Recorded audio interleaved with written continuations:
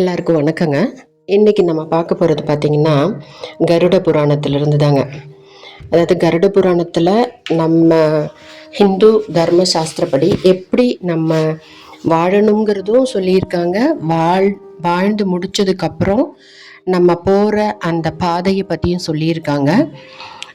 சொர்க்கமா நரகமா இல்லை பரமபதமா அப்படிங்கிறதும். இப்போ நம்ம இன்னைக்கு பார்க்க போகிறது பார்த்திங்கன்னா, ஒருத்தர் இறந்து போகிறாரு அப்படின்னா ஃபஸ்ட்டு நம்ம செய்யறது என்னன்னு கேட்டிங்கன்னா, அந்த இறந்து போனவருடைய 2 மூக்கில், காதில், நம்ம வாயில் உள்ள வாய்க்கு அரிசி போட்டு கொஞ்சம் நல்லெண்ணெயும் உள்ளே விட்டு அரிசி போட்டு வாயை ஃபஸ்ட்டு நம்ம கட்டிடுவோம். அதுக்கப்புறம் பார்த்திங்கன்னா காதுலையும் மூக்குலையும் பஞ்சு வைப்போம். இது எதுக்கு வைக்கிறோம்னாக்கா, காற்று உள்ளே போய் உடம்பு அப்படியே புசு புசுன்னு பெருசாயிருங்க.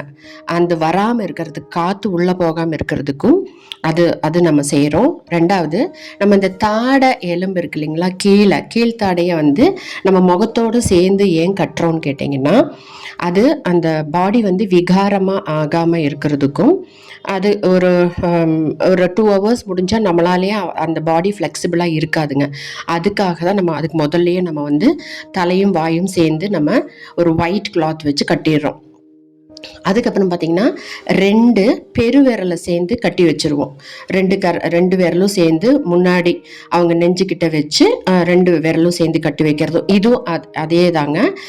பின்னாடி நம்மளால் அதை பண்ண முடியாது, விகாரமாக ஆகாமல் இருக்கிறதுக்காகவும் இது செய்கிறோம். அதேமாதிரி கால் கட்டை 2 பெருவிரலும் சேர்ந்து கட்டிடுவோம். இது எல்லாமே வரும்போது பாடி நீட்டாக இருக்கிறதுக்காகவும் விகாரமாக ஆகாமல் இருக்கிறதுக்காகவும், அதே மாதிரி அந்த கொஞ்சம் ஒரு 1 hour 2 hour கழிஞ்சால் அது நமக்கு நம்ம சொல்கிறபடி அந்த பாடி ஃப்ளெக்சிபிளாக இருக்காது. அதுக்காகவும் தான் இது பண்ணுறோம். அப்புறம் இப்போ நம்ம கட்டிலில் படுக்க வைக்கக்கூடாதுங்க பாடியை. கருட புராணம் சொல்கிறது, ஒரு பசும் சாணம் போட்டு மெழுகுன அந்த இடத்துல நம்ம கீழே தான் படுக்க வைக்கணும். பாடி மேலே அவங்க யூஸ் பண்ண தங்கத்தை கூட நம்ம இப்போ செயினாவோ மோதிரமாவோ நம்ம கழுத்தில், காலில், கையில் போடணும் அப்படிங்கிறாங்க. துளசி கையில், நெஞ்சில், அதே மாதிரி அவங்க கழுத்துலையும் நம்ம துளசி மாலையாகவும் போடுறது ரொம்ப ரொம்ப நல்லது. தர்பை புல் கிடைச்சா தர்பை புல்லும் எள்ளும் அவங்க பாடியை சுற்றியும் கொஞ்சம் வைக்கிறது ரொம்ப நல்லதுங்கிறாங்க. இதெல்லாம் கருட புராணத்தில் வர்றதுங்க. அப்புறம் இறந்தவருக்கு மகன் இருந்தால் மகன் மட்டும்தான் அந்த காரியங்கள் செய்யணும் அப்படிங்கிறது கருட புராணம் ரொம்ப கிளியராக சொல்லுது. மகன் இல்லாத பட்சத்தில் மகளோ, மகள் வயிற்று பேரனோ, மனைவியோ செய்யலாம் அப்படிங்கிறதும் சொல்கிறாங்க. இதுவும் ரொம்ப அவசியம். அதாவது யாருமே இல்லைன்னா அவங்க சொந்தக்காரங்க கூட யாராவது செய்யணும். அந்த காரியங்கள் கண்டிப்பாக செஞ்சாதான் அந்த போகிற ஆத்மாக்கு புண்ணியம் கிடைக்கும். அதே மாதிரிங்க, பூலோகத்தில் நம்ம இருக்கிறப்ப இப்போ நம்ம இங்கேருந்து ஒரு ட்ராவல் பண்ணி ஏதோ வெளியூர் போகும்போது முதல்லலாம் பார்த்திங்கன்னா சாப்பாடு கட்டிட்டு போவோம் இல்லைங்களா, புளி சாதம், தயிர் சாதம், இட்லி, தோசை, அந்த மாதிரி நம்ம கட்டிட்டு போகிறது எதுக்கு? நம்ம போகிற இடத்துல சிரமம் இல்லாமல் சாப்பிட்றதுக்கும் குடிக்கிறதுக்கும் செய்கிறதுக்காக தான். அதே மாதிரி தான் நம்ம பூலோகத்தில் இருக்கும்போது யாருக்கு தேவையோ அந்த தேவையானவங்களுக்கு பொருள் கொடுக்கறதுங்க.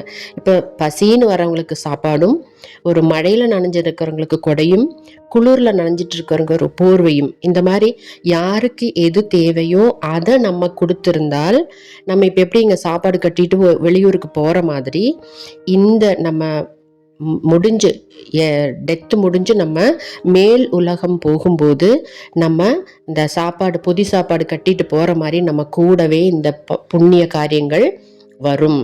அது நம்ம அந்த யம தர்ம ராஜாவுடைய உலகத்துக்கு போகிறதுக்கே புண்ணியம் பண்ணியிருக்கணும் அப்படிங்கிறாங்க. அதாவது இறந்து 11வது நாள்ல இருந்துங்க அந்த இறந்தவருடைய திதி அன்னைக்கு மாதம் 12 மாதமும் செய்கிறது ரொம்ப உத்தமம். அப்படி முடியாதவங்க அந்த கடைசியில் அந்த 12வது மாதம் வருஷாந்திரம் பண்ணுவாங்க. அந்த ஓராண்டு இறுதியில் நம்ம பிண்டத்தால் தான் நம்ம தானம் பண்ணுவோம். அந்த பிண்டத்தாலான சரீரத்தோடு தான் யமபுரி வாசலை போய் அடையுமாமா இந்த ஜீவன். அப்போது நம்மளுடைய பாவ கணக்கு தீர்ந்தால் மட்டுமே யமலோகத்துக்குள்ளேயே போக முடியும். அதாவது நம்ம புண்ணியம் பாவமெல்லாம் இல்லைங்க, என்ன தீர்ப்பு இப்போ இந்த கோர்ட்டுக்குள்ளே நுழையிற மாதிரி, ஒரு ஜட்ஜு கிட்ட போகிற மாதிரி. அதாவது நமக்கு அந்த உள்ள நுழையறதுக்கான அந்த தகுதி கூட நம்மளுடைய பாவ கணக்கு தீர்ந்தால் மட்டும்தான் முடியுங்கிறதும் கருட புராணம் சொல்கிற ஒரு பேர் உண்மைங்க. இப்போ மரித்தவங்களை குறித்து நம்ம தானம் பண்ணலாம். நம்மளால் ஆன என்ன வேணால் தானம் பண்ணலாங்க.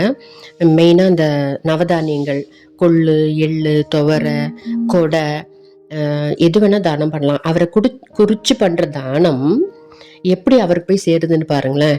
இறந்தவனை குறித்து நம்ம பூலோகத்தில் நம்ம செய்யப்படுற தானம் வருண பகவான் விஷ்ணு பரமாத்மா கிட்ட சேர்த்துறாரு. விஷ்ணு பரமாத்மா அதை சூரியன் கிட்ட சேர்த்துறார். சூரியன் கிட்ட இருந்து தான் இந்த ஜீவாத்மா, இந்த உடல் இல்லாத இந்த ஜீவனுக்கு போய் இந்த நம்ம கொடுக்குற அத்தனை தானங்களும் போய் சேருது.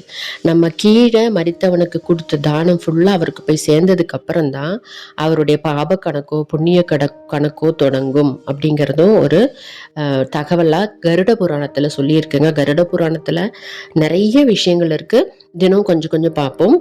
இந்த வீடியோ உங்களுக்கு பிடிச்சிருந்தா ப்ளீஸ் லைக் பண்ணுங்கள், சப்ஸ்கிரைபும் பண்ணுங்கள். ஓகேங்க, பை, தேங்க்யூ.